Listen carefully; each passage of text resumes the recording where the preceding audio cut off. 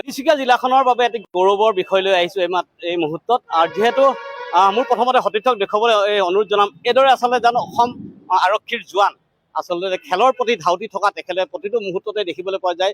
খেলত এইবাৰ যদি খেল হৈছিলে দিল্লী ইন্দিৰা গান্ধী ষ্টেডিয়ামত চলি থকা 5th Indian open international kick boxing cup 2026ত আচলতে ব্ৰঞ্জৰ পদক লাভ কৰিবলৈ সক্ষম হৈছে সোণেশ্বৰ বৰাই। আৰু তিনিচুকীয়া কাকপথাৰৰ নিবাসী সোণেশ্বৰ বৰাই অকল খেলৰ ক্ষেত্ৰতে নহয়, দেখিবলৈ পোৱা গৈছে বিগত সময়ত গানৰ ক্ষেত্ৰতে কওক বা তেখেতৰ কৰ্তব্য আৰক্ষীৰ কৰ্তব্য সকলো ক্ষেত্ৰতে নিষ্ঠাৰে কাম কৰি যোৱা সোণেশ্বৰ বৰাই এই মুহূৰ্তত তিনিচুকীয়াত আহি উপস্থিত হৈছে। সবিশেষ আমি জানিব বিচাৰিম প্ৰথমতে এই মুহূৰ্তত কেনেধৰণৰ অনুভৱ, যিহেতু অসমৰ হৈ প্ৰতিনিধিত্ব কৰি পদক লাভ কৰিবলৈ সক্ষম হৈছে। খুবেই ভাল লাগিছে আৰু এবাৰ এটা নতুন অভিজ্ঞতা হৈ আহিছে। আৰু 5th Indian open international kick boxing cup দিল্লীত যোৱা 4 তাৰিখৰ পৰা 8 ফেব্ৰুৱাৰীলৈকে হ'ল। যথেষ্ট ভাল এটা অভিজ্ঞতা। মই দুটা ইভেণ্টত মানে পাৰ্টিচিপেট কৰিছিলোঁ, দুইটাতে মই ব্ৰঞ্জৰ পদক পাইছোঁ। আৰু খুব ভাল খবৰ এটা আহি আছে, আমাৰ অৰবিন্দ পাটেল ছাৰ আছে আমাৰ লগত, তেখেতে জনাব যে আগন্তুক ৱৰ্ল্ড কাপৰ কিবা এনেকৈ কথা এষাৰ শুনিছোঁ, বাকী বিতংভাৱে তেখেতে অফিচিয়েলি কথাখিনি জনাব। আৰু খুব ভাল লাগিছে। আৰু ভাইটিয়েও খুব ভাল খেল প্ৰদৰ্শন কৰিছে, তেখেতে চিলভাৰ মেডেল পাইছে। খুব ভাল লাগিছে। ভাৰতীয় দলত নিজকে এজন সদস্য হিচাপে ভাৰতীয় দলক প্ৰতিনিধিত্ব কৰিবলৈ খুব গৌৰৱান্বিত। ধন্যবাদ জনাইছোঁ আৰু লগতে বহুত বহুত শুভেচ্ছা জ্ঞাপন। কি জনাবা এই মুহূৰ্তত যিটো পদক লাভ কৰিবলৈ সক্ষম হৈছে? নমস্কাৰ, মোৰ নাম উদিত্য কলিতা হয়, মোৰ ঘৰ চিপুৰীয়া হয়। কেনেকুৱা লাগিলে খেলখিনি খেলি বহুত ভাল লাগিলে। তাৰপৰা নতুন লগৰ পালোঁ, তাৰপৰা অসমৰ কোন কোন গৈছিলে সিহঁতৰ পৰা চিনাকি হ'লোঁ, তাৰপৰা লগৰ বনালোঁ আৰু তাত মানে হয়। ধন্যবাদ জনাইছোঁ আৰু শুভেচ্ছা জনাইছোঁ। আৰু লগতে ক'ব লাগিব এই মুহূৰ্তত আচলতে সোণেশ্বৰ বৰাই কৰ্মৰত তেখেতৰ যিজন আচলতে আমাৰ ওচৰতে ক'ব লাগিব এই মুহূৰ্তত ডুমডুমা সমাজ জিলাৰ আৰক্ষী অধীক্ষক আছে আমাৰ লগত, আৰু তেখেতৰ তলতে আচলতে থাকে সোণেশ্বৰ বৰাই। এই মুহূৰ্তত এটা সুনাম কৰিবলৈ সক্ষম হৈছে, কি জনাব? সোণেশ্বৰ বৰা ডুমডুমা সমজিলা আৰক্ষী অধীক্ষক, আমাৰ কাৰ্যালয়তে তেওঁ কৰ্মৰত। আৰু তেওঁ আগৰ পৰা খেল বা অকল খেলৰ প্ৰতিয়ে নহয়, তেওঁ কালচাৰেলিও বহুত বেছি এক্টিভ, সাংস্কৃতিকভাৱেও গান গায়, নিজে গান লিখেও। গতিকে তেনে এজন কৰ্মীক আমাৰ দলত মানে আমাৰ টিম হিচাপে পায়, গতিকে আমি নিজে সুখী বুলি ভাবোঁ। আৰু সেই সময়তে এইবাৰ তেওঁ কিক বক্সিং যি প্ৰতিযোগিতা আছে তাত সুনাম কঢ়িয়াবলৈ সক্ষম হৈছে। তাৰ আগৰবাৰো তেওঁ পদক পাবলৈ সক্ষম হৈছিল। গতিকে সোণেশ্বৰ বৰাৰ প্ৰতি আমাৰ শুভেচ্ছা সদায় থাকিব। আৰু আজি আৰক্ষী প্ৰশাসনৰ হৈ মই তেওঁক যে এই পদক লাভ কৰি যেতিয়া ইয়ালৈ আহিছে, তেওঁক আমি ইয়াতে ৰিচিভ কৰিলোঁ আৰু তেওঁক আদৰণি জনাইছোঁ। আৰু পৰৱৰ্তী মানে তেওঁৰ যি ক্ৰীড়া জীৱন আছে তাৰ লগতে তেওঁ কৰ্মজীৱনৰ প্ৰতি শুভেচ্ছা জনাইছোঁ।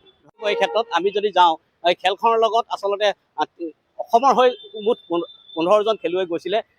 তাৰ পাছতে আমি যিহেতু 9জনকৈ খেলুৱৈ ইতিমধ্যে অসমৰ বাবে সুনাম কৰিবলৈ সক্ষম হৈছে।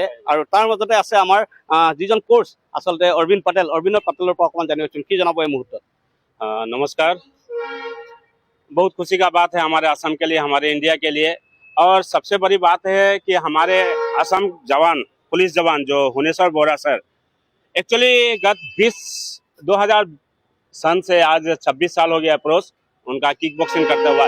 इस उम्र तक इनके अंदर में रहने वाले कितने स्टूडेंट आज नेशनल कोच, इंटरनेशनल रेफरी भी हो चुके, पर एक प्लेयर होके रहना इतना वही बड़ी बात है। और इनका हृदय बरुआ सर का जो पुलिस का हृदय है ना, जो आत्मविश्वास है, उसका लिए मेडल आज एक हुनेश्वर बोरा का ही नहीं है, एक जज्बा का है, एक पुलिस जवान का है।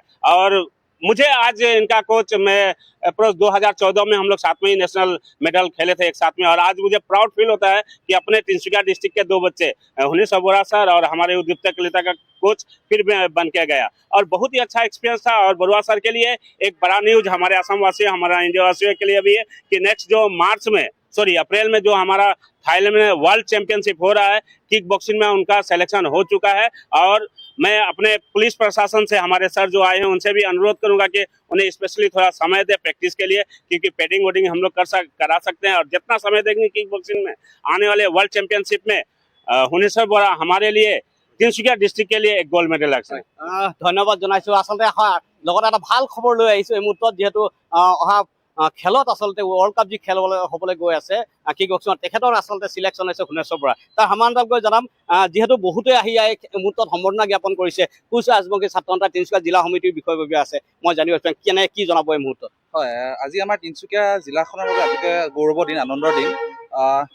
যি দিল্লীত যি অনুষ্ঠিত হৈছিল কিক বক্সিং 2026 প্ৰতিযোগিতাত আমাৰ ককাইদেউ তিনিচুকীয়াৰ পৰা গৈ পদক অৰ্জন কৰিবলৈ সক্ষম হৈছে। গতিকে তেখেতক আমি আজি ষ্টেচনত ইয়াত ৰিচিভ কৰিলোঁ। ৰিচিভ কৰি সদৌ তিনিচুকীয়া কোচাছমুখী ছাত্ৰ সন্থাৰ তৰফৰ পৰা তেখেতক অভিনন্দন জ্ঞাপন কৰিছোঁ, শুভেচ্ছা জ্ঞাপন কৰিছোঁ। আৰু অনাগত দিনত এতিয়া খবৰটো পালোঁ যে থাইলেণ্ডত যি অনুষ্ঠিত হ'ব তাতো তেওঁৰ চিলেকশ্যন হৈছে। গতিকে তেওঁৰ উজ্জ্বল ভৱিষ্যত কামনা কৰিছোঁ। তেখেতে তাত যাতে গ'ল্ড মেডেল পাওক তাকে আমি সদৌ তিনিচুকীয়া কোচাছমুখী ছাত্ৰ সন্থাৰ পৰা কামনা কৰিছোঁ। ধন্যবাদ জনাইছো। আৰু এয়াই পৰিৱেশ দেখালো তিনিচুকীয়া আচলতে ৰেলৱে ষ্টেচনত এইদৰে আহি উপস্থিত হোৱাৰ পাছতে সোণেশ্বৰ বৰাক আচলতে আদৰিবৰ কাৰণে এইদৰে মোৰ সতীৰ্থক দেখুৱাবলৈ অনুৰোধ জনাম। সকলোৱে আচলতে সোণেশ্বৰ বৰাক আদৰণি জনাইছে আৰু শুভেচ্ছা জ্ঞাপন কৰিছে এই মুহূৰ্তত দেখিবলৈ পোৱা গৈছে। আৰু লগতে তিনিচুকীয়াখনৰ লগতে অসমৰ বাবে প্ৰতিনিধিত্ব কৰি যে পদক লাভ কৰিবলৈ সক্ষম হৈছে অসম আৰক্ষীৰ জোৱান সোণেশ্বৰ বৰাৰ এই কৃতিত্বত আমিও শলাগ ল'ব লৈছোঁ। তিনিচুকীয়াৰ পৰা মই